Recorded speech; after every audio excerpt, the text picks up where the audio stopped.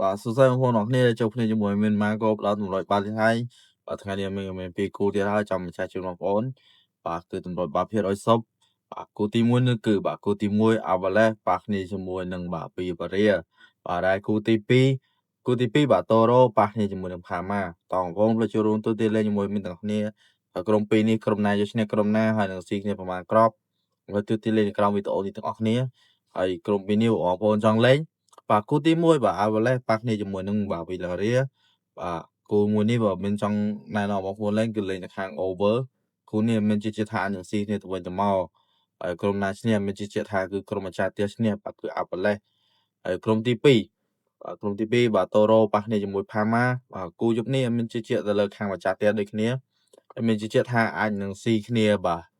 តែ1-0នោះទេចឹងបងប្អូនស្វែងថាមិន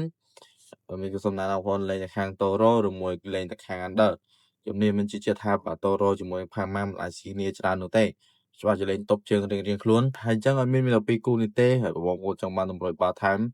បន្ថែមបងប្អូនក៏ចុច link ខាងក្រោម profile ឬចូលក្នុងផ្ទះរបស់ឲ្យមានតម្លាក់គូបាល់ថ្មីជារៀងរាល់ថ្ងៃហើយសុខភាពឲ្យសុខចឹងមានតែប៉ុណ្្នេះទេបាទកុំភ្លេចចុច like និង share follow មានម្នាក់មួយផងបើជាកម្លាំងចិត្តឲ្យមានវីដេអូបន្ត